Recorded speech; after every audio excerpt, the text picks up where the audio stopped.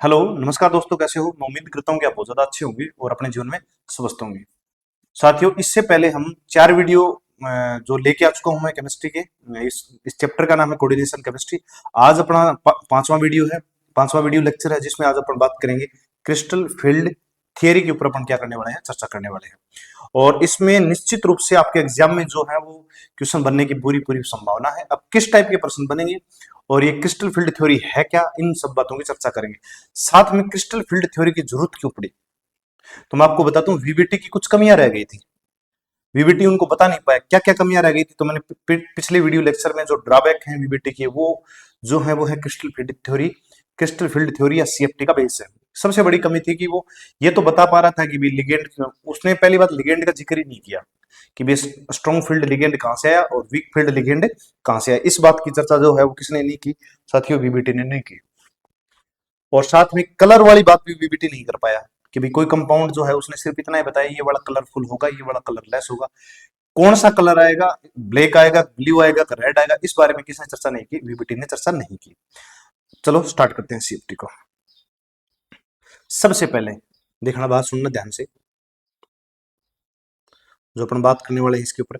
Initially सबसे पहले this theory was mainly used for ionic crystal. सबसे पहले ये आरंभ में, इनिशियल में, शुरू के अंदर ये जो सीएफटी जो है ये यूज की जाती थी आयोनिक क्रिस्टल के लिए। Therefore it was called crystal field theory. बाद में इसलिए इसका नाम दिया गया क्रिस्टल फील्ड थ्योरी। क्रिस्टल का मतलब आयोनिक जो कंपाउंड है उनके ऊपर ये थ्योरी दिया गया था, इसलिए इसको बोलते हैं क्रिस्टल फील्ड थ्योरी। जी, थोड़ी सी नाम की चर्चा होगी। अब अपन भाई इसको क्रिस्टल फील्ड क्यों बोलते हैं। According to this theory the metal is positively charge. बिल्कुल सही बात है, मेटल जो है वो कैसे चार्ज है, पॉजिटिव चार्ज है। Particles वाहिल the ligand is a negatively charge particles. इसने लिगेंड को नेगेटिवली चार्ज पार्टिकल क्यों बोला गया है, उसका कारण है लिगेंड जो है अपने पेयर ऑफ इलेक्ट्रॉन डोनेट करता है सीएमए को, और सीएमए जो है वो पेयर ऑफ इलेक्ट्रॉन को गेन करता है। तो दो बातें बनी है यहाँ पे। एक जो अपना पेयर ऑफ इलेक्ट्रॉन डोनेट करता है वो तो होता है, इसका मतलब उसके पास पेयर ऑफ इलेक्ट्रॉन है, इसका मतलब वो कैसा पार्टिकल हो गया, नेगेटिव पार्टिकल हो गया। दूसरा जो सीएमई है, सेंट्रल मेटल आयन जो है, वो पॉजिटिव चार्ज पार्टिकल इसलिए बोला गया क्योंकि उसके डी ऑर्बिटल जो है वो वेकेंट है। इस वजह से अपने जो वो पेयर ऑफ इलेक्ट्रॉन जो डोनेट कर रहा है लिगेंड, वो कहां पे गेन करता है, वो अपने डी ऑर्बिटल के वेकेंट डी ऑर्बिटल में एक्सेप्ट करता है। इसलिए इसको बोला गया है कैसा charge particle, positive charge particle. और आपको पता है पॉजिटिव और नेगेटिव पार्टिकल, एक पार्टिकल पॉजिटिव है, जैसे मेटल पार्टिकल कैसा है, पॉजिटिव है, और लिगेंड पार्टिकल कैसा माना है इसने, कैसा एज्यूम किया, नेगेटिव। दोनों के प्लस और माइनस के बीच में कौन सा फोर्स काम करता है, स्ट्रॉन्ग इलेक्ट्रोस्टैटिक्स फोर्स इन दोनों के बीच में लगता है। तो ये लिखा है हमने, there and there is a strong electrostatics force of the attraction between the both, between the metal and ligand. दोबारा सुनो, शुरू में ये थ्योरी किसके लिए काम में लेगी, सर आयोनिक क्रिस्टल के लिए काम में लेगी। इसलिए इस सिद्धांत का नाम क्या है, क्रिस्टल फील्ड थ्योरी। ओके, ये सिद्धांत क्या मानता है, ये सिद्धांत ये मानता है कि जो लिगेंड है वो तो है नेगेटिव चार्ज पार्टिकल। ओके जी, और जो आपकी मेटल है वो है पॉजिटिव चार्ज पार्टिकल। जी सर, समझ में आ गई। पॉजिटिव चार्ज पार्टिकल और नेगेटिव पार्टिकल के मध्य स्ट्रॉन्ग इलेक्ट्रोस्टैटिक्स अट्रैक्शन फोर्स क्या करता है, इसके बीच में कार्य करता है।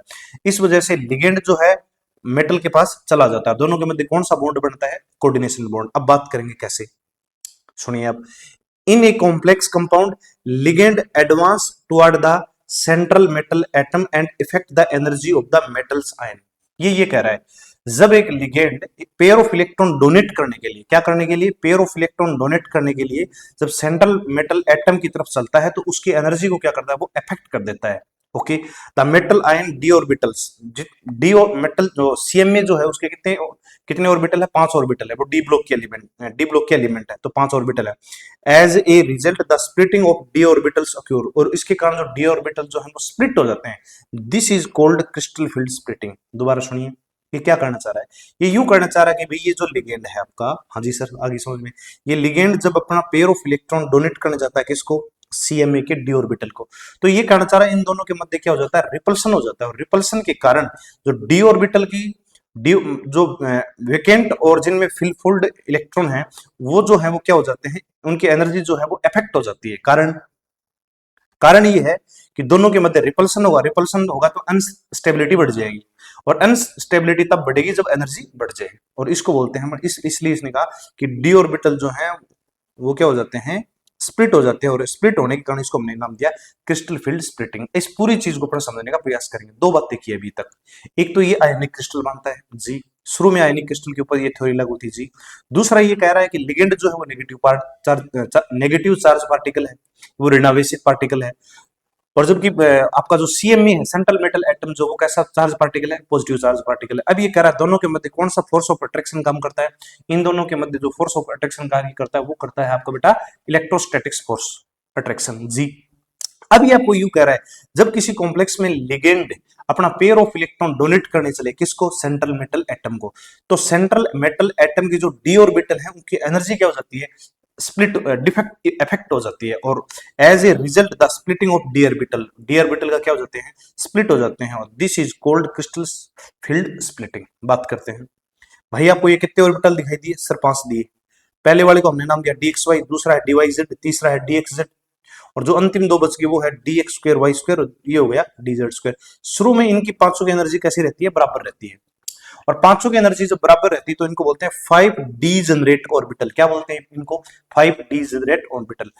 अब इसमें जो पहले वाले तीन है मैं आपको दिखा रहा हूं डायग्राम से, कि एक तो ये डी एक्स वाई रहा, एक डी वाई जेड रहा, और एक आपका डी जेड एक्स रहा। ये पहले वाले तीन है, ये पाए जाते हैं बिटवीन द एक्सिस। कहां पाए जाते हैं, बिटवीन द एक्सिस, ध्यान में रखना, d x y, d y z और डी जेड एक्स, ये पाए जाते हैं बिटवीन द एक्सिस। ओके, एक ये पड़े आपके डी, ये कौन सा आपका डी जेड स्क्वायर, कौन सा बेटा, ये आपका डी जेड स्क्वायर, सही लिख देता हूं मैं इसको एक बार, डी जेड स्क्वायर, और ये है आपका डी स्क्वायर वाई स्क्वायर। ये वाले कहां पाए जाते हैं, ये पाए जाते हैं बिटवीन द, ये पाए जाते हैं एट द एक्सिस। देखो ये किसके ऊपर है, एक्स के ऊपर है, ये पाए जाते हैं at the axis. Okay sir, at the axis between the axis से क्या फर्क पड़ेगा, आगे आपको इसी बात से समझ में आएगा कि एनर्जी कैसे स्प्लिट होती है। ये पाए जाते हैं, ये दोनों पाए जाते हैं at the axis, at the axis, कौन से, ये दो, और ये जो तीनों है ये पाए जाते हैं बिटवीन द एक्सिस। और शुरू के अंदर इन पांचों की एनर्जी कैसी रहती है, बराबर रहती है। बात समझ में आई, ये 5 डी ऑर्बिटल है, शुरू में इन पांचों डी ऑर्बिटल की एनर्जी कैसी रहती है बेटा, बराबर रहती है, और जो तीन है इनको अपन बोलते हैं बिटवीन द एक्सिस क्योंकि एक्स के बीच में है, और ऊपर वाले जो दो हैं इनको बोलते हैं अपन एट द एक्सिस। इसी से आपको समझ में आएगा, सुनिए अभी अभी देखो सुनो, d x y, d y z और डी एक्स जेड, इनको बोलते हैं अपन टी टू जी। क्या बोलते हैं अपन इनको, टी टू जी। एक सेकंड रुकना भाई, इनको बोलते हैं अपन टी टू जी। क्या बोलते हैं, टी टू जी। इसको बोलते हैं ट्रिपली डिजेनरेट। क्या बोलते हैं इनको, ट्रिपली डिजेनरेट। वजह, ये कहां होते हैं, बिटवीन द एक्सिस। कहां होते हैं बेटा, सिचुएटेड बिटवीन द एक्सिस। ये एक्सों के कहां होते हैं, बीच में होते हैं। बात समझ में आ गई, कसर बिल्कुल समझ में आ गई। और आगे वाले जो है ये d x square y square और डी जेड स्क्वायर, ये दोनों, इनको बोलते हैं अपन इजी। इन दोनों का क्या नाम है बेटा, इजी। इन दोनों को बोलते हैं इजी ऑर्बिटल। कौन से ऑर्बिटल बोलते हैं इनको अपन, इजी ऑर्बिटल बोलते हैं इन दोनों को। कौन सा बोलते हैं, इजी। और इन पहले वाले तीन को क्या बोलते हैं, टी टू जी। इनको बोलते हैं ड्यूबली डिजेनरेट। क्या बोलते हैं, ड्यूबली डिजेनरेट। ये कहां पे होते हैं, सिचुएटेड ऑन द एक्सिस। ये एक्सों के ऊपर होते हैं, और ये कहां होते हैं, एक्सों के बीच में। दो प्रकार के ऑर्बिटल बताए मैंने, सुनो। ये पहले वाले जो तीन है ये वाले, इनको अपन किस नाम से रिप्रेजेंट करेंगे, टी टू जी नाम से। किस नाम से, टी टू जी। और इन दो को अपन किस नाम से रिप्रेजेंट करेंगे, इजी नाम से। किसके नाम से, इजी। ये तो है अक्षों के बीच में, और ये है अक्षों के ऊपर। बात समझ में आ गई, कहानी आपको यहां तक सर समझ में आ गई। आगे बताइए आप तो सुनिए आगे की कहानी। Splitting of d orbital in octahedral complex. आज का जो वीडियो है वो अपना रहेगा ऑक्टाहेड्रल कॉम्प्लेक्स में जो डी ऑर्बिटल है उनकी एनर्जी किस प्रकार से स्प्लिट होती है। देखिए आप, एक मैं आपको डायग्राम दिखाई दे रहा होगा बिल्कुल स्पष्ट। हाँ, ये है आपका सेंट्रल मेटल एटम। बात समझ में आ गई, कसर समझ में आ गई। आगे बताइए, तो सुनिए आगे। इस सेंट्रल मेटल आयन की तरफ एक लिगेंड यहाँ पे है, एक लिगेंड यहाँ पे है, और एक लिगेंड आपका यहाँ पे है। एक लिगेंड यहाँ पड़ा, एक लिगेंड ये पड़ा, और एक लिगेंड ये पड़ा। ये है आपका एक्स एक्सिस, ये है आपका वाई एक्सिस। कौन सा एक्सिस है ये, वाई एक्सिस। और ये है आपका जेड एक्सिस जो लिखा हुआ। ये है एक्स एक्सिस, ये है वाई एक्सिस, और ये है जेड एक्सिस। ठीक है। सेंट्रल मेटल एटम की तरफ चलेगा कौन, इसकी तरफ चलेंगे आपके लिगेंड। कौन चलेंगे सर? लिगेंड। क्यों चलेंगे ये बताओ? पेयर ऑफ इलेक्ट्रॉन डोनेट करने। सुनो अब, इन ए, सुनिए कहानी सुनिए आप, बिल्कुल आपको आराम से समझ में आएगा। In a metal ion the energy of 5 d orbital is equal. शुरू के अंदर पांचों डी ऑर्बिटल की एनर्जी कैसी रहती है? इक्वल रहती है। These are called degenerate orbital. इनको अपन कौन से ऑर्बिटल बोलते हैं? Degenerate orbital. देखो मैं आपको ये बताना चाह रहा था, ये जो पांचों डी ऑर्बिटल आपको दिखाई दे रहे हैं, d x y, d y z, d x z, d x square y square, d z square, इन दोनों का नाम हमने क्या दिया है सर? इन दोनों का नाम आपने दिया है T2G। क्या नाम दिया है सर? T2G। और इनका नाम दिया है आपने EG। क्या नाम दिया है? EG। इन दोनों को क्या बोलते हो सर? आप T2G बोलते हो। ठीक सर, क्योंकि ये एक्सों के बीच में है और ये एक्सों के ऊपर है। सुनो, अपन बात कर रहे थे यहां तक। जी सर, समझ में आ गई सर? आगे समझ में, आगे बताओ आप। तो शुरू में पांचों डी ऑर्बिटल की एनर्जी कैसी रहती है? बराबर। मैं ऑक्टाहेड्रल कॉम्प्लेक्स की बात कर रहा हूं। Out of this two out of this two d orbitals are situated on the axis. इन पांच में से दो डी ऑर्बिटल्स कहां रहते हैं? एक्सों के ऊपर। कौन कौन से? D x square y square and d z square. These are called E G. इनको अपन क्या बोलते हैं? इजी। क्या बोलते हैं बेटा? इजी। Doubly degenerate orbital. क्या नाम है इनका? Doubly degenerate orbital. ठीक है जी, इसको बोलते हैं इजी और इसका नाम है doubly degenerate orbital. Okay. And the other 3 d orbital, और बाकी जो 3 ऑर्बिटल बच गए, are situated between the axis. बाकी कहां पे हैं? अक्षों के बीच में। थोड़ी देर पहले हमने चर्चा की थी, अक्षों के बीच में कौन कौन से हैं? D x y, d y z और d x z. These are called T2G। इनका नाम हमने दिया था ट्रिपली डीजनरेट। देखो एक बार क्या बात की हमने, ये देखो, ये है पूरा मामला। पांचों की एनर्जी कैसी रहती है सर? बराबर। पहले 3 कहां पे रहते हैं? On the axis. नाम क्या दे दिया? ट्रिपली डीजनरेट। बाकी वाले 2 कहां रहते हैं? आगे वाले ऑन द एक्सिस। नाम क्या दिया हमने? इजी। इसको बोलेंगे अपन ड्यूबली डीजनरेट।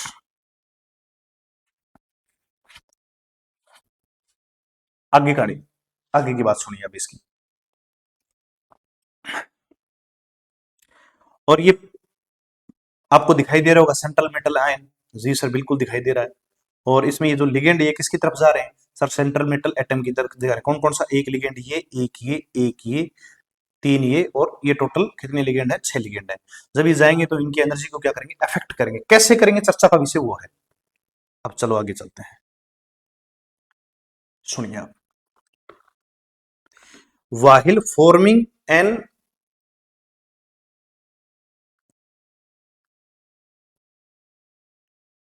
वाहिल फॉर्मिंग एन ओक्टाहेड्रिन, मतलब अपने को ऑक्टाहेड्रल कॉम्प्लेक्स बनाने के लिए, while an forming of octahedron the metal ion remains situated at the center of the octahedron।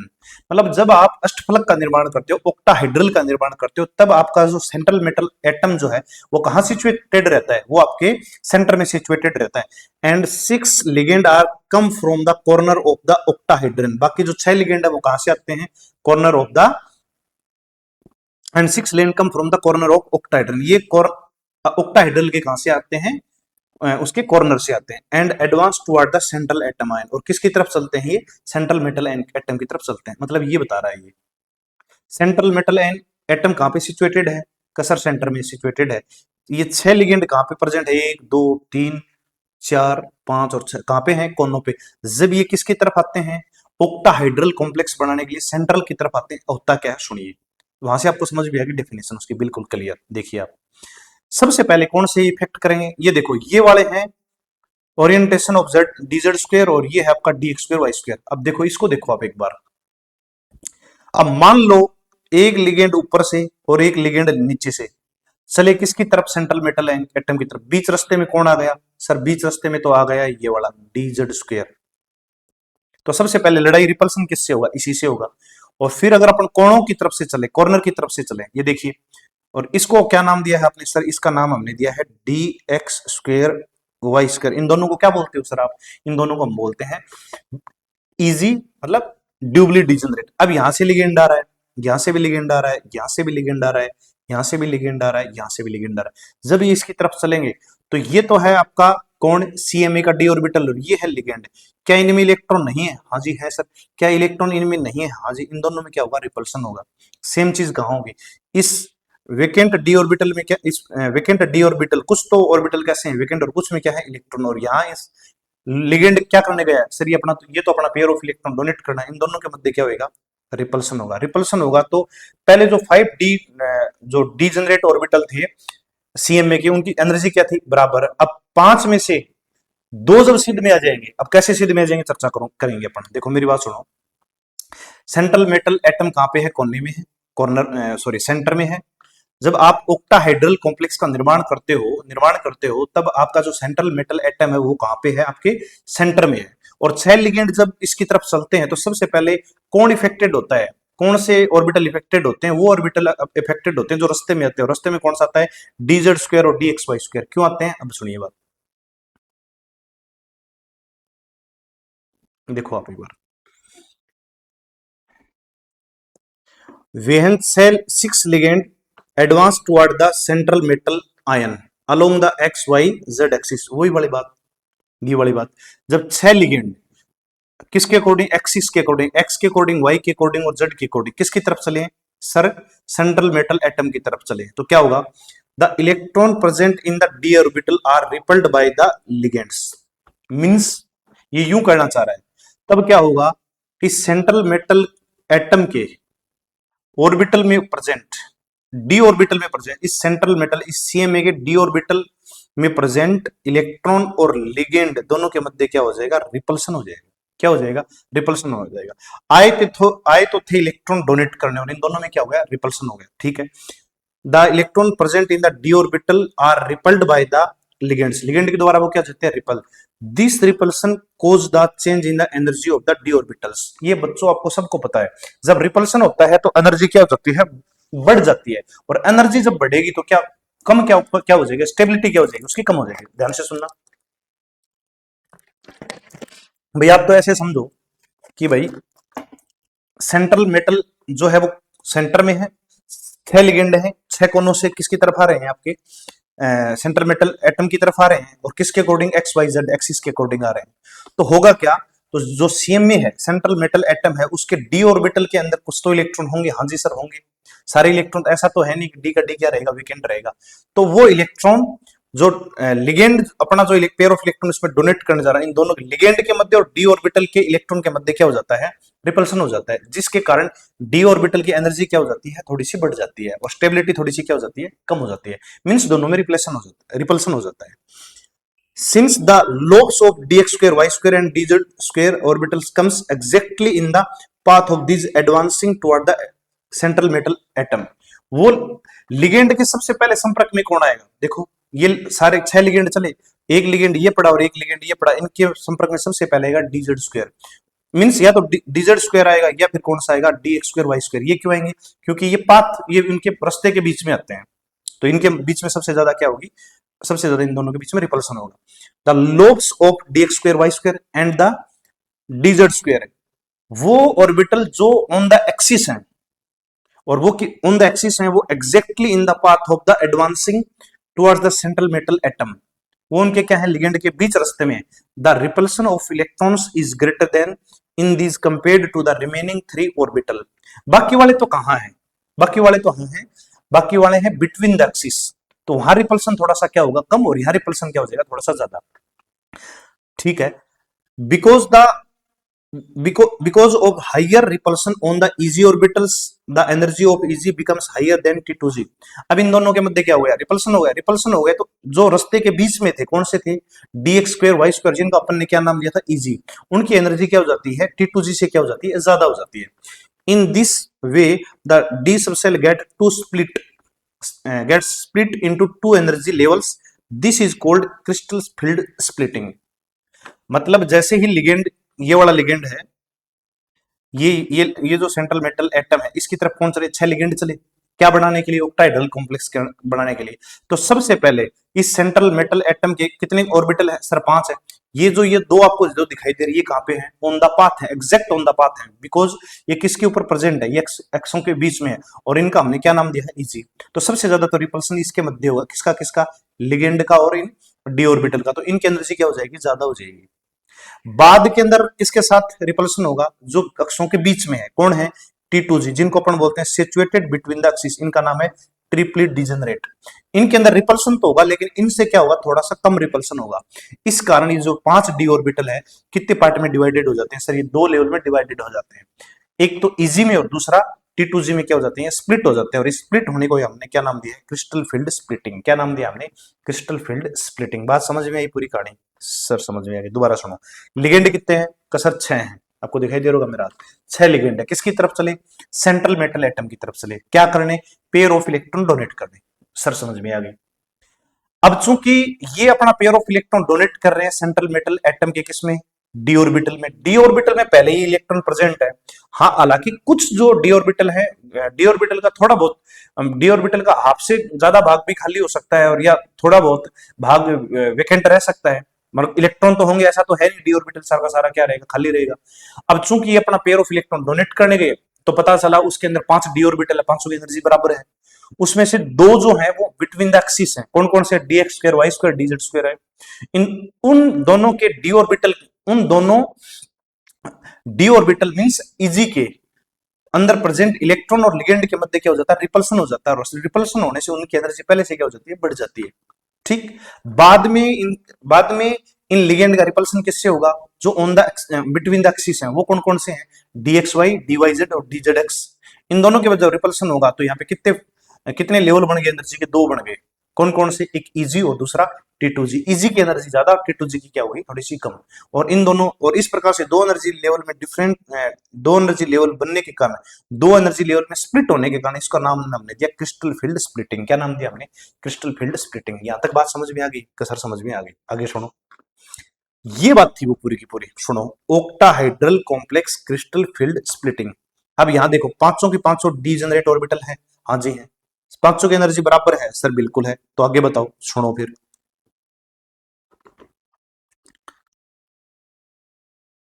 दिखाई दे रहा होगा मे भी आपको सर, बिल्कुल क्लियर। अब 500 की एनर्जी बराबर, इसकी तरफ कौन चले, कसर लिगेंड चले। मैं ये कह रहा हूं ये है आपका CMA, ठीक है जी। इसकी तरफ कौन चला, सर लिगेंड चले। दोनों के मध्य क्या हो गया, सेंट्रल मेटल एटम के जो 5 डी ऑर्बिटल है और इस लिगेंड के जो पेयर ऑफ इलेक्ट्रॉन, इन दोनों के मध्य क्या हो गया, रिपल्सन। इनकी एनर्जी थोड़ी सी क्या हो गई, बढ़ गई। ये लो, मींस एनर्जी थोड़ी सी हाई चली गई। इसका नाम दिया इन्होंने स्पेरिकल क्रिस्टल फील्ड, या इसका दूसरा नाम है बेरी सेंटर। सर समझ में आ गई बात, ओके। बाद में ये जो लास्ट वाले जो 2 हैं इनका नाम हमने क्या दिया है, इजी। और पहले वाले जो 3 हैं इनका नाम हमने दिया है T2G। क्या नाम दिया हमने इसका, T2G, T2G। चलो मैं इनको अलग अलग कलर से बता देता हूं, आपको समझ में। ये वाले जो दोनों हैं इनको हमने नाम दिया है इजी। क्या नाम दिया है, इजी। सबको सीन नहीं होगा ये तो। ये जो है इनका नाम हमने दिया है इजी। और लास्ट वाले जो 2 हैं, ये 3 हैं, इनका नाम हमने दिया है T2G। अब ये कहां पे आते हैं, अक्षों के बीच, अक्षों के ऊपर है। ये है ऑन द एक्सिस और ये है बिटवीन द एक्सिस। सबसे पहले रिपल्सन किसके किसके बीच में होगा, इसके मध्य और लिगेंड के मध्य। तो इजी की जो एनर्जी है वो ज्यादा हो जाती है और T2 की एनर्जी क्या हो जाती है, कम हो जाती है। क्योंकि इस इजी और इस लिगेंड के बीच में रिपल्सन क्या हो जाता है, ज्यादा। इसलिए कहां स्प्लिट हो जाता है, ऊपर की तरफ। और ये T2 जरी इसके बीच में रिपल्सन तो होता है लेकिन इजी के मुकाबले क्या होता है, कम। तो ये कहां चले जाते हैं, नीचे की तरफ। अब इस प्रकार से इन दोनों के बीच में क्या गया, एनर्जी का गैप आ गया। उस एनर्जी के गैप को अपन क्या बोलते हैं, डेल ओ। और यही डेल ओ आपको बाद में हम पढ़ेंगे। इसी डेल ओ को अपन क्या बोलते हैं, CFSE। इसको बोलते हैं क्रिस्टल फील्ड स्प्लिटिंग एनर्जी। देखो यहाँ पे T2G ऑर्बिटल की एनर्जी अलग है क्या सर, बिल्कुल अलग है। और EG की एनर्जी कैसी है, T2G की एनर्जी अलग है और EG की एनर्जी क्या है, अलग है। दोनों की एनर्जी सेम नहीं है क्या सर, बिल्कुल सेम नहीं है। अच्छा सर, उससे क्या हो जाएगा फिर, आगे बात करेंगे। इनकी एनर्जी क्या है का सर, इनकी एनर्जी तो ज्यादा है। ओके सर, यहाँ भी समझ में आ गई। दोनों के बीच में एनर्जी गैप, अगर एनर्जी गैप को ये किससे दर्शा रहे हैं, डेल ओ से। डेल का मतलब क्या है, एनर्जी गैप बिटवीन एनर्जी। और ओ का मतलब है ऑक्टाइड्रल। और इसी डेल ओ को अपन बाद में क्या नाम देंगे, क्रिस्टल फील्ड स्प्लिटिंग एनर्जी। अब देखिए यहाँ पे मैंने इसको लिखा है -2/5 डेलो और यहाँ लिखा प्लस का 3/5 डेलो। इसका कारण क्या है, टोटल ऑर्बिटल कितने हैं, 1 2 3 और 4 5। तो यहाँ हमने बट्टे में लिख दिया 5। और यहाँ भी टोटल ऑर्बिटल कितने हैं, 5। आगे सुनो, अब ये माइनस का अर्थ ये है, इन 3 की एनर्जी ऊपर वाले 2 से क्या है, कम। ये लो, किससे कम है, ऊपर वाले 2 से कम। तो हमने लिखा -2/5। और साथ में एनर्जी गैप से आप क्या कर दो, मल्टीप्लाई कर दो जी। और ऊपर वाले 2 की एनर्जी नीचे वाले 3 से ज्यादा है, इसलिए चिन्ह प्लस और ऊपर हमने लिख दिया 3/del O। समझ में आ गया?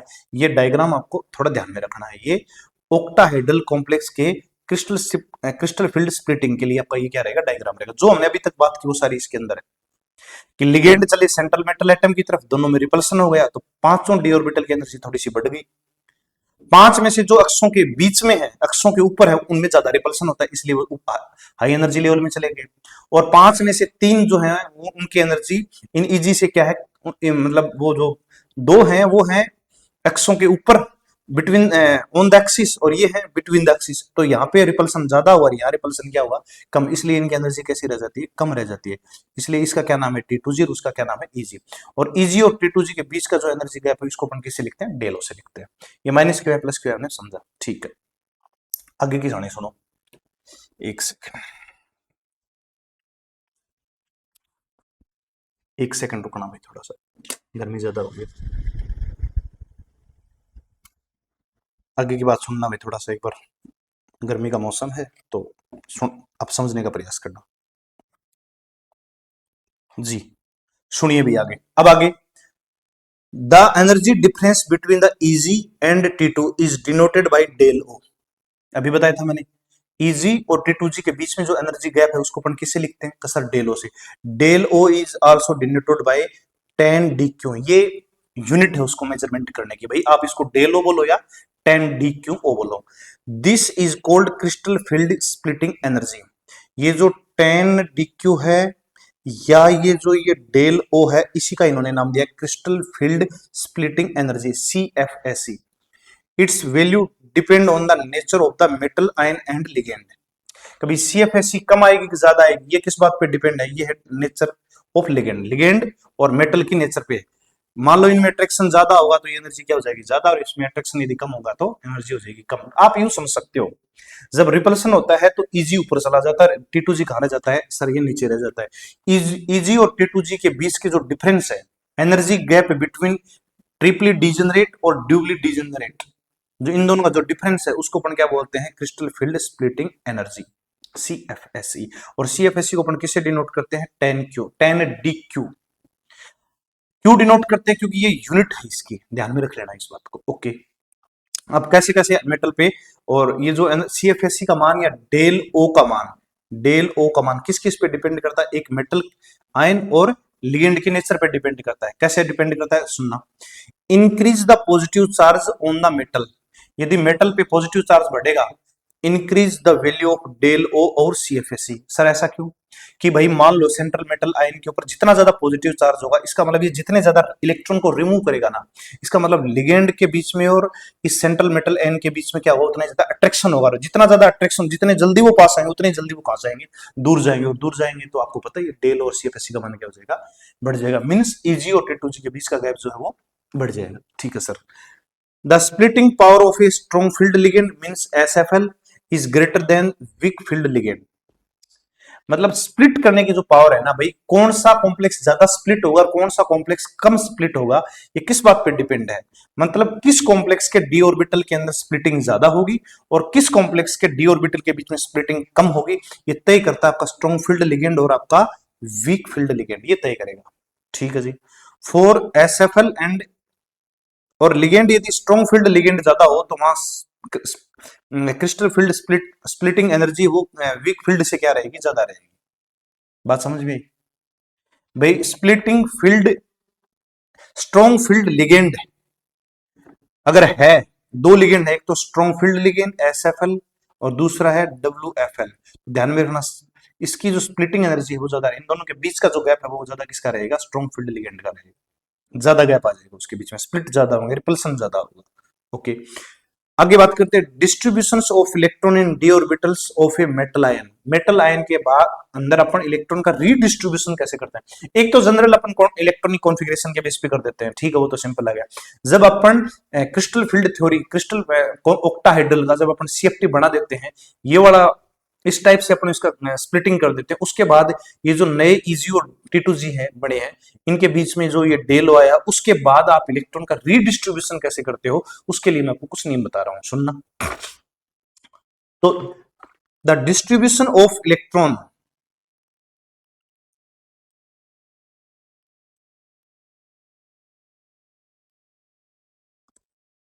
द डिस्ट्रीब्यूशन ऑफ इलेक्ट्रॉन, रुकना भाई थोड़ा पेन से यूज में ले लेता हूं एक बार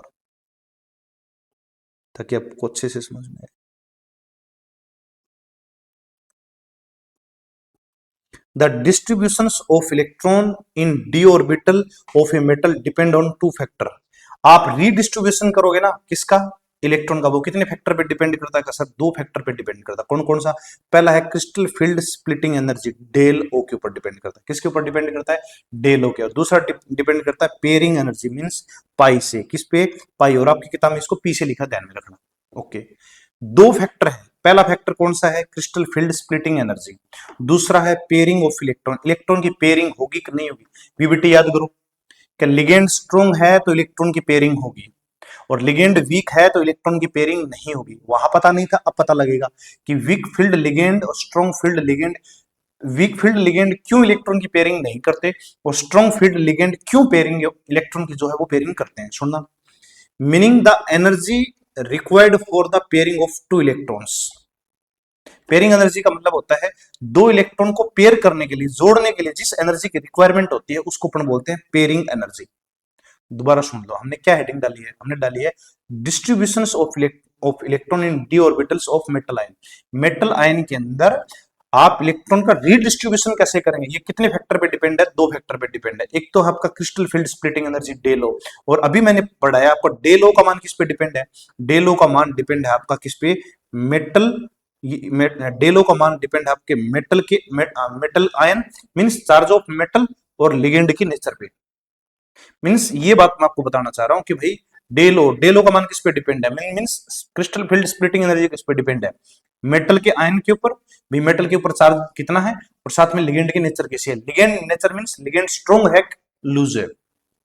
अभी तो लिखा था ना हमने, दो प्रकार के लिगेंड होते हैं, स्ट्रॉन्ग फील्ड लिगेंड, एक weak field ligand. Strong field ligand होगा तो पेयरिंग होगी, और वीक फील्ड लिगेंड हो तो पेयरिंग नहीं होगी, क्योंकि स्ट्रॉन्ग फील्ड की जो स्प्लिटिंग एनर्जी है वो वीक फील्ड से क्या हो जाती है, ज्यादा हो जाती है। सुनना फिर आगे की बात। For split, for strong field SFL, इसके अंदर सीएफएससी का मान ज्यादा होता है। इसके लिए सीएफएससी का मान ज्यादा होता है किससे, पेयरिंग एनर्जी से। स्ट्रॉन्ग फील्ड के अंदर जो क्या होता है, क्रिस्टल फील्ड स्प्लिटिंग एनर्जी का मान ज्यादा होता है किससे, पेयरिंग एनर्जी से। इसका मतलब ये कौन से होंगे, इनर ऑर्बिटल कॉम्प्लेक्स होंगे। कैसे होंगे ये, इनर ऑर्बिटल कॉम्प्लेक्स। इसका मतलब यहाँ इलेक्ट्रॉन की क्या होगी, पेयरिंग होगी। दूसरा, sir crystal field splitting energy का मान ज्यादा होगा तो फिर इलेक्ट्रॉन जो है वो ऊपर वाले ऑर्बिटल में, मान लो T2G से Eg मिल जाना, तो T2G से Eg के बीच का जो गैप है वो ज्यादा हो गया, और गैप ज्यादा हो तो इलेक्ट्रॉन क्या नहीं कर पाएंगे, जंप नहीं कर पाएंगे, और जंप नहीं कर पाएंगे तो इसका मतलब इलेक्ट्रॉन की क्या हो जाएगी, पेयरिंग हो जाएगी। इसलिए इनको बोलते हैं इनर ऑर्बिटल कॉम्प्लेक्स। वीबीटी में पढ़ा था ना इनर ऑर्बिटल कॉम्प्लेक्स कैसे बनेंगे, तो ध्यान में रखना, अगर लिगेंड स्ट्रॉन्ग फील्ड लिगेंड है, इसका मतलब वहां सीएफएससी का मान क्या रहेगा, ज्यादा, और सीएफएससी का मान ज्यादा रहेगा किससे, पाई से, पाई पेयरिंग एनर्जी से, और ज्यादा रहेगा तो इसको बोलेंगे अपन इनर ऑर्बिटल कॉम्प्लेक्स। क्या बोलेंगे इसको अपन, इनर ऑर्बिटल कॉम्प्लेक्स। और वीक फील्ड लिगेंड के लिए पाई का मान मींस पेयरिंग एनर्जी का मान ज्यादा रहेगा किससे, क्रिस्टल फील्ड स्प्लिटिंग एनर्जी से, इसलिए इनको बोलते हैं आउटर ऑर्बिटल कॉम्प्लेक्स। क्या नाम है इनका, आउटर ऑर्बिटल कॉम्प्लेक्स। समझ में आ गई, स्ट्रॉन्ग फील्ड लिगेंड क्या करते हैं और वीक फील्ड लिगेंड कहाँ काम में आते हैं। कहानी समझ में आई आपकी। दो बार दोबारा मेरी बात को सुन लो, मैं फिर आपके साथ एक बार चर्चा कर रहा हूं, बहुत इंपॉर्टेंट टॉपिक है। ये आ गए तो आपको सब कुछ आ गया, नहीं तो फिर कुछ नहीं आएगा। सुनो ध्यान से, यही है ज्ञान बस।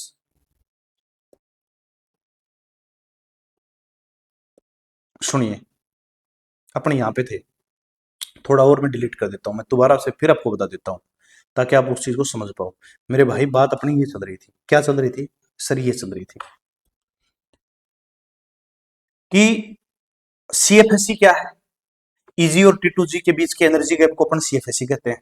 ठीक है जी, सीएफएससी का मान किस पे डिपेंड करता है, मेटल आयन की नेचर और लिगेंड पे डिपेंड करता है। ठीक है जी, अगर increasing the positive charge on the metal increase the value of CFSC, इसका मतलब मेटल आयन के ऊपर चार्ज ज्यादा होगा तो सीएफएससी का मान क्या हो जाएगा, ज्यादा हो जाएगा। The splitting power of a strong field ligand is greater then the weak field ligand, ये भी बात हमने कर ली थी। अगर स्ट्रॉन्ग फील्ड लिगेंड है और एक वीक फील्ड लिगेंड है तो ध्यान में रखना स्ट्रॉन्ग फील्ड लिगेंड की स्प्लिटिंग एनर्जी का मान है वो क्या रहेगा, ज्यादा रहेगा। अब इलेक्ट्रॉन का रीडिस्ट्रीब्यूशन कितनी बातों पर डिपेंड करता है, दो बातों पर डिपेंड करता है। एक क्रिस्टल फील्ड स्प्लिटिंग एनर्जी डेलो का मान, और दूसरा पेयरिंग एनर्जी का मान। डेलो का मान किस पे डिपेंड है, अभी तो बताया था मैंने, किस पे डिपेंड है, इलेक्ट्रॉन उसकी सेंट्रल मेटल आयन की नेचर पे और लिगेंड की नेचर पे डिपेंड है। जी सर, दो प्रकार की एनर्जी हमने बात कर ली। कौन कौन सी एनर्जी थी? एक तो ये थी, कल स्ट्रॉन्ग लिगेंड होगा तो सीएफएससी का मान पाई से क्या हो जाएगा, ज्यादा, और ये होंगे आपके इनर ऑर्बिटल। इसका मतलब पक्का इलेक्ट्रॉन की यहाँ पे क्या होगी, पेयरिंग होगी। क्यों होगी पेयरिंग, हम बात कर लें। दूसरा, वीक फील्ड लिगेंड है तो यहाँ पेयरिंग एनर्जी का मान क्या रहेगा, ज्यादा। किससे? सीएफएससी से। इसको बोलेंगे आउटर ऑर्बिटल। बात समझ में आ गई? तो सर समझ में आ गई। आगे सुनो। अब कुछ एक इसका मैं आपको रीडिस्ट्रीब्यूशन करके दिखा देता हूं, फिर आपको ये जो मेरी द्वारा जो जितनी बातें आपको मैंने बताई है वो आपको शायद समझ में आ जाए। देखिए सुनिए। अब मान लो इलेक्ट्रॉनिक कॉन्फ़िगरेशन D1 है, D2 है या D3 है या D3 है। अगर ऐसा यदि होगा ना, अगर crystal field splitting CFT and electron distribution for strong and weak electron, यदि उसका इलेक्ट्रॉनिक कॉन्फ़िगरेशन 1 है तो मैंने एक बार दिया, क्या लेना देना है भाई, स्ट्रॉन्ग से और वीक से। है ही इलेक्ट्रॉन, मैंने तो एक बार दिया। दूसरा D2 है तो मैंने एक यहां भरा, एक मैंने यहां भरा, तो ऊपर मुझे जाना ही नहीं है, भले लिगेंड से स्ट्रॉन्ग हो चाहे वीक हो। ये तीन है तो 1 2 और 3 इलेक्ट्रॉन का रीडिस्ट्रीब्यूशन आपको समझ में आया क्या? मैंने तीन क्यों भरे? क्योंकि मेरे पास इलेक्ट्रॉन ही तीन है। ऊपर मेरे को जाना है कि नहीं जाना है, इलेक्ट्रॉन की पेयरिंग करनी है कि नहीं करनी है, वो तो मेरे को तब पता चलेगा ना जब मेरे पास इलेक्ट्रॉनिक कॉन्फ़िगरेशन क्या हो, ज्यादा हो तीन से। ये स्ट्रॉन्ग फील्ड और वीक फील्ड के लिए क्या रहेगा, सेम। ये बात आपके काम आएगी। आगे सुनो। अब यहाँ पे अपने को क्या दे रखा है, सुनो। स्ट्रॉन्ग फील्ड लिगेंड दे रखा है, एसएफएल दे रखा है। ठीक है सर। एसएफएल के लिए अपने क्या पढ़ के हैं, इनके लिए क्रिस्टल फील्ड स्प्लिटिंग एनर्जी, या मैं इसको यूं कहूंगी, इनके लिए डेलो का मान क्या रहेगा बेटा, इनके लिए डेलो का मान क्या रहेगा, सीएफएससी का दूसरा क्या नाम है, डेल ओ। मीन्स ईजी और T2G के बीच का गैप किससे ज्यादा है, पाई से ज्यादा है। तो इलेक्ट्रॉन पेयर इन T2G बिफोर मूविंग इजी। बताऊंगा ये कहानी मैंने ऐसा क्यों।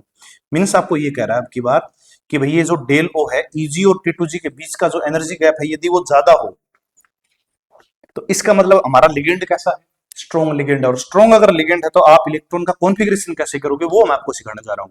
तो सुनो फिर बात।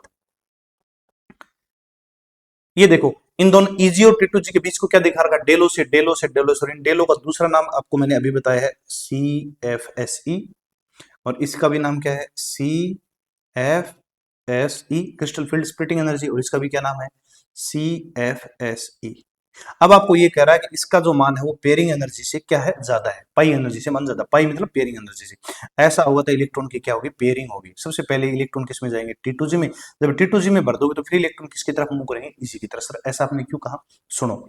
ये 1, ये 2, ये 3, चौथा कहाँ आएगा, ऊपर आएगा कि यहाँ आएगा। सर यही तो बात सीखना चाह रहे थे, सुनो। अब ये बात सीखना चाह रहे तो मैं सिखा रहा हूं। क्रिस्टल फील्ड स्प्लिटिंग एनर्जी का मान ज्यादा है, इसका मतलब इस T2G और इस AG के बीच में गैप ज्यादा है, गैप ज्यादा है। गैप ज्यादा है इसका मतलब इसके बीच में जगह बहुत ज्यादा है। इसका मतलब इलेक्ट्रॉन, जो चौथा इलेक्ट्रॉन है, चाह के भी को कहा नहीं जा सकता, ऊपर नहीं जा सकता। क्यों नहीं जा सकता, इसके पास इतनी एनर्जी नहीं है, इसलिए चौथा इलेक्ट्रॉन कहाँ आएगा, यहां आएगा। अगर स्ट्रॉन्ग फील्ड लिगेंड है, इसका मतलब CFSE का मान ज्यादा है, मतलब EG और T2G के बीच का गैप ज्यादा है।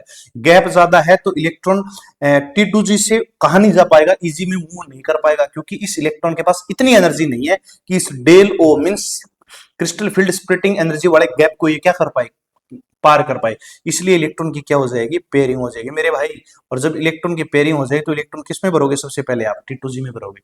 समझ में आ गई कहानी है? सर समझ में। अब देखो इसमें 5 है, 1 2 3 का। सर पांचवा कहां जाना चाहिए, आपका मन कर रहा होगा ऊपर भर दूं। अरे मन नहीं कर, मन से क्या होएगा। यहां देखो CFSE का मान क्या है, ज्यादा है, मतलब एनर्जी गैप EG और T2G के बीच का क्या है, ज्यादा। तो पांचवा चौथा इलेक्ट्रॉन ये भरा, पांचवा इलेक्ट्रॉन ये भरा। इसका मतलब यहाँ पे क्या होगी, पेयरिंग ऑफ इलेक्ट्रॉन।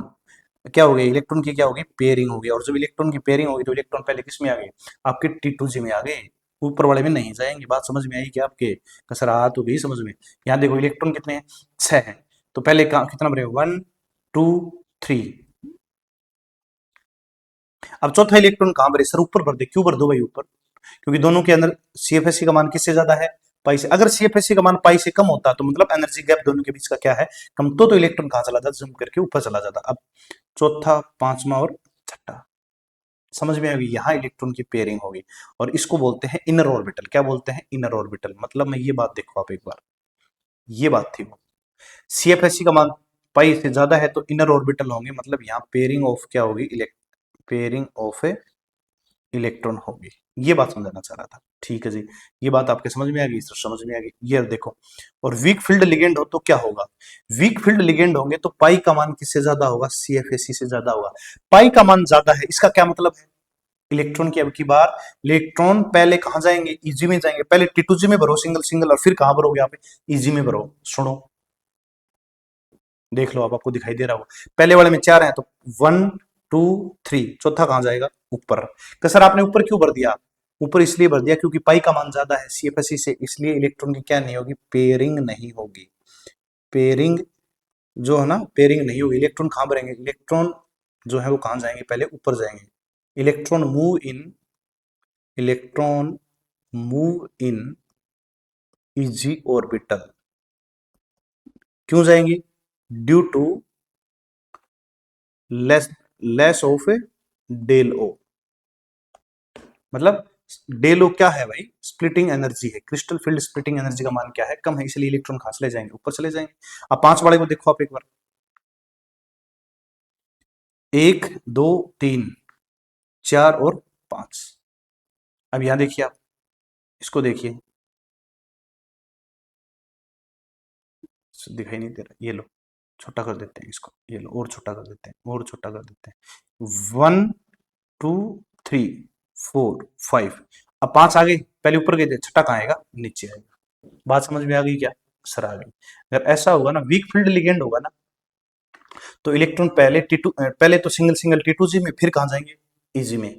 और लिगेंड यदि स्ट्रॉन्ग होगा ना, पहले इलेक्ट्रॉन सिंगल सिंगल टी2जी में, उसके बाद आप सोच रहे हो ईजी में ऊपर जाएंगे, इलेक्ट्रॉन मूव नहीं करेंगे, इलेक्ट्रॉन की क्या हो जाएगी, पेयरिंग हो जाएगी। ये बात थी, हमने वीबीटी में क्या की थी, अप्लाई की थी। अब मान लो लिगेंड स्ट्रॉन्ग हो और चाहे वीक हो, इलेक्ट्रॉनिक कॉन्फ़िगरेशन ये आएगा। तो पहले 1 2 3 4 5 6 7 8, क्या फर्क पड़ता है, ये इसी, यही कॉन्फ़िगरेशन आपके स्ट्रॉन्ग फील्ड के लिए, और ये किसके लिए रहेगा, वीक के लिए, और ये किसके लिए रहेगा आपके, देखो D8 D9 और D10 स्ट्रॉन्ग और वीक के लिए क्या रहने वाला, सेम। और इसी प्रकार से स्ट्रॉन्ग के लिए D1 D2 और D3 ये भी क्या रहने वाला है, सेम रहने वाला है। ध्यान में रखना, अगर कॉन्फ़िगरेशन D1 D2 D3 है, D8 D9 D10 है, तो आपका इलेक्ट्रॉनिक कॉन्फ़िगरेशन सेम रहने वाला है, किसके लिए, स्ट्रॉन्ग और वीक फील्ड के। लेकिन चेंजिंग आएगी इसमें D4 D5 और D6 में, अगर स्ट्रॉन्ग और वीक आएगा तो फिर आपको क्या करना पड़ेगा, चेंज करनी पड़ेगी। एक अंतिम क्वेश्चन मैं आपको इसको समझा पाऊं, और आप यदि समझ पाओ, बहुत ही शानदार क्वेश्चन है, बहुत ही बढ़िया प्रश्न है। चलो स्टार्ट करते हैं। एक कॉम्प्लेक्स दे रखा है, ये वाला complex, hexa iron, iron second iron is paramagnetic, ठीक है, while hexa cyano ferrate second ion is diamagnetic, why, explain on the basis of CFT. अब देखो सीएफटी तो वीबीटी तो हमने पढ़ ली थी, अब सवाल समझ लो आप, बहुत आसान सवाल है, आपको समझ में भी आ जाएगा। ये कह रहा है कि दोनों के अंदर सेंट्रल मेटल कौन है, एफई, और इसके अंदर भी सेंट्रल मेटल कौन है, एफई। जबकि एक तो कैसा है सर, पैरामैग्नेटिक है, और दूसरा कैसा है, डाईमैग्नेटिक, ऐसा क्यों, ये आपसे ये सवाल पूछा है, और आप इसकी एक्सप्लेन करो on the basis of VBT. सबसे पहले आप ऑक्सीडेशन स्टेट निकालो, यहां ऑक्सीडेशन स्टेट निकालने सर, बिल्कुल निकाल दो, ये पड़ा FeH2। ऑक्सीडेशन स्टेट मैंने जब काउंटिंग की तो इसकी आई X+2, और यहां भी मैंने जब ऑक्सीडेशन स्टेट काउंटिंग की तो यहां भी कितनी है मेरी, X+2। इसका मतलब दोनों के अंदर से कितने इलेक्ट्रॉन निकालने हैं, मेरे को 2 निकालने हैं। तो Fe कितने पे आता है, 26 पे, तो मैंने इलेक्ट्रॉनिक कॉन्फ़िगरेशन लिखा है इसका, सर बिल्कुल। अब आगे सर, आपने इलेक्ट्रॉनिक कॉन्फ़िगरेशन लिख लिया, तो आगे सुनो कहानी।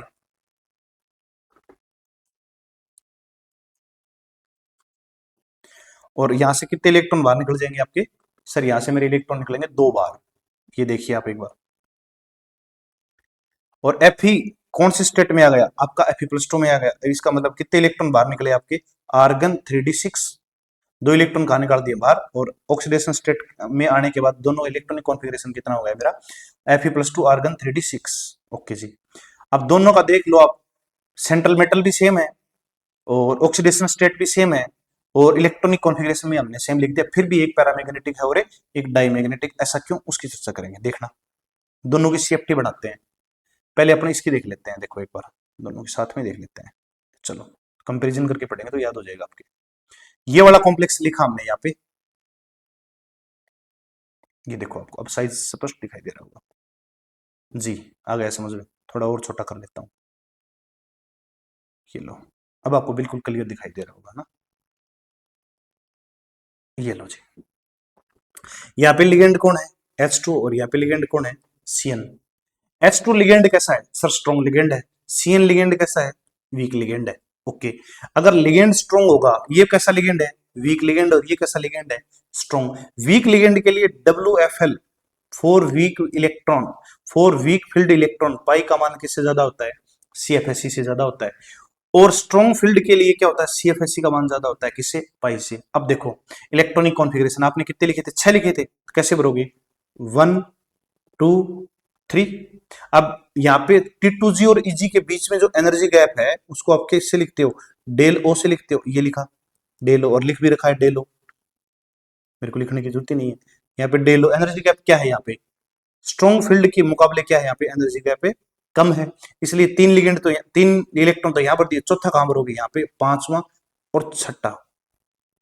यहाँ देखो अब आप, यहाँ भी कितने हैं ये देखिए आप, कितने इलेक्ट्रॉनिक कॉन्फ़िगरेशन के अकॉर्डिंग यहाँ पे कितने इलेक्ट्रॉन है Fe+2 के अंदर? 6 इलेक्ट्रॉन। तो भर के देखो आप एक बार, यहाँ पे 1 2 3। अब यहां चूंकि लिगेंड कैसा है? स्ट्रॉन्ग फील्ड लिगेंड है। कैसा लिगेंड है? स्ट्रॉन्ग फील्ड लिगेंड है। इसका मतलब इसकी क्रिस्टल फील्ड स्प्लिटिंग एनर्जी का मान किससे ज्यादा है? पाई से। मतलब ये डेलो जो है ना, EG और T2G के बीच का गैप क्या है? ज्यादा है। जब EG और T2G के बीच का गैप ज्यादा है तो यहाँ वाला ये वाला इलेक्ट्रॉन चाहकर भी कहा नहीं जा सकता, ऊपर नहीं जा सकता, इसलिए चौथा इलेक्ट्रॉन यहाँ, पांचवा यहाँ और छठा यहाँ। अब ध्यान से देखो, इसको देखो आप एक बार, उसको तो बाद में देखना। 3D6 है, हाँ जी सर। इसके अंदर n का मान कितना है? अनपेयर्ड इलेक्ट्रॉन कितने नजर आए? 4। H2O is ligand is present in FeH2O6+2 which is weak filled ligand। ये कैसा लिगेंड है? वीक फील्ड लिगेंड है। कैसा लिगेंड है सर? ये वीक फील्ड लिगेंड है। ओके, यहाँ पे नंबर्स ऑफ अनपेयर्ड इलेक्ट्रॉन कितने हो गए सर? 4। तो इसका मतलब ये कैसा है हम बात करेंगे अकॉर्डिंग टू क्वेश्चन, हम देख लेंगे इसको। और यहाँ देखिए आप एक बार, यहाँ पे पढ़िए इसको, यहाँ पे ये देखिए लिगेंड कैसा है? स्ट्रॉन्ग लिगेंड है। कैसा लिगेंड है बेटा ये? सर स्ट्रॉन्ग लिगेंड है। तो Cn लिगेंड, एक मिनट रुकना भाई, Cn, एक मिनट, Cn, ये जो Cn आपको लिगेंड दिखा, Cn ligand is present in FeCN6-4 which is strong field ligand. एक में लिगेंड स्ट्रॉन्ग है और एक में क्या है? वीक है। वीक और स्ट्रॉन्ग होने से क्या हो जाएगा? वीक और स्ट्रॉन्ग होने से यहाँ n का मान कितना हो गया? 0। अगर n का मान 0 हो तो इसका मतलब इसमें मैग्नेटिक प्रॉपर्टी कितनी हो जाएगी? 0। इसमें मैग्नेटिक प्रॉपर्टी है, देखना। Since there are 4 unpaired electron in the FeH2O, मतलब हेक्सा हुआ iron ferrous second ion complex, therefore it is paramagnetic. इसका मतलब नंबर ऑफ अनपेयर्ड इलेक्ट्रॉन कितने हैं? यहाँ पे 4 हैं। यहां देखना, वाहिल ऊपर वाले भी इस कॉम्प्लेक्स में देखना, while in the hexacyanoferrate second ion complex ion unpaired electron are absent, मतलब n का मान कितना है? 0। Therefore it is diamagnetic. इसका मतलब यहाँ पे मैग्नेटिक मोमेंटम का मान कितना हो जाएगा? आपका 0 हो जाएगा। देख लो अब आराम से, यही बात हमने की थी। क्यों आया, कैसे आया, किसके कारण आ गया भाई? लिगेंड का क्या असर पड़ता है? अब आपको कहानी समझ में आ गई होगी शायद। सर बिल्कुल आ गई। स्ट्रॉन्ग लिगेंड होगा ना तो एनर्जी गैप बढ़ जाएगा, एनर्जी गैप बढ़ जाएगा तो इलेक्ट्रॉन इजी के अंदर क्या नहीं कर पाएंगे? मूव नहीं कर पाएंगे, और इलेक्ट्रॉन क्या हो जाएगी? पेयरिंग, क्योंकि यहाँ क्रिस्टल फील्ड स्प्लिटिंग एनर्जी का मान पाई से ज्यादा है। और वीक फील्ड लिगेंड होंगे तो वहां पाई का मान ज्यादा है CFSE से, मतलब क्रिस्टल फील्ड स्प्लिटिंग एनर्जी क्या रहती है? वहां पे कम रहती है, इसलिए इलेक्ट्रॉन T2G से कहा मूव कर जाते हैं? EG में मूव कर जाते हैं। और इस वजह से यहाँ अनपेड इलेक्ट्रॉन कितने मिल गए अपने को? 4। और वहां पे अनपेड इलेक्ट्रॉन मिले नहीं, और नहीं मिले तो वो कैसा हो गया आपका? वो हो गया आपका डायमैग्नेटिक, मैग्नेटिक मोमेंटम उसका 0, और जब ये क्या हुआ आपका? पैरामैग्नेटिक। बोलो बच्चों, ये आपकी कहानी समझ में आई कि नहीं आई? सर बिल्कुल समझ में आएगी। इसी तरह से पढ़ते रहिए, आगे बढ़ते रहिए, और जीवन में स्वस्थ रहिए, और समाज के अंदर एक अच्छा नागरिक बनने का प्रयास कीजिए। और इसी के साथ मुझे भी इजाजत दीजिए। टेट्राहेड्रल कॉम्प्लेक्स की जो CFT है वो अपने अगले एपिसोड करेंगे। तब तक बाय बाय, टेक केयर।